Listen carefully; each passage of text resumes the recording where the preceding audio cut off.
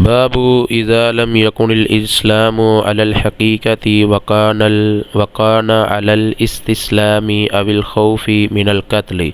حدثنا ابو اليمان قال اخبرنا شعيب عن الزهري قال اخبرني عامر بن سعد بن ابي وقاص عن سعد رضي الله عنه ان رسول الله صلى الله عليه وسلم أعطى رهطا وسعد جالس فترك رسول الله صلى الله عليه وسلم رجلا هو أعجبهم إلي فقلت يا رسول الله ما لك عن فلان فوالله إني لأراه مؤمنا فقال أو مسلما فسكت قليلا ثم غلبني ما أعلم منه فعدت لمقالتي فقلت ما لك عن فلان فوالله إني لأراه مؤمنا فقال أو مسلما ثم غلبني ما أعلم منه فعدت لمقالتي وعاد رسول الله صلى الله عليه وسلم ثم قال يا سعد إني لأعطي الرجل وغيره أحب إلي منه خشية أن يكبه الله في النار. رواه يونس وصالح ومعمر وابن أخي الزهري عن الزهري.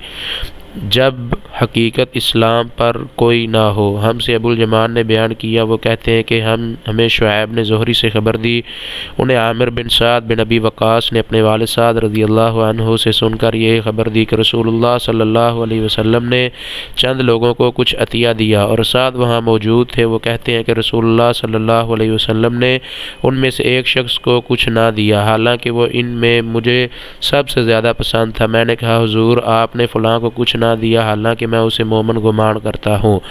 آپ صلی اللہ علیہ وسلم نے فرمایا مومن یا مسلمان میں تھوڑی دیر چپ رہ کر پھر پہلی بات دہرانے لگے.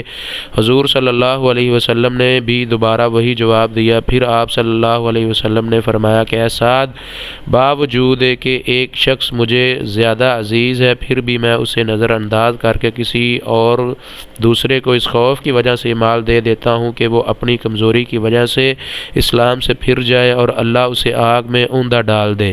اس حدیث کو یونس، صالح، معمر اور زہری کے بھتیجے عبداللہ نے زہری سے روایت کیا ہے. یہ حدیث صحیح البخاری کی حدیث نمبر 27 ہے. والسلام علیکم ورحمۃ اللہ وبرکاتہ.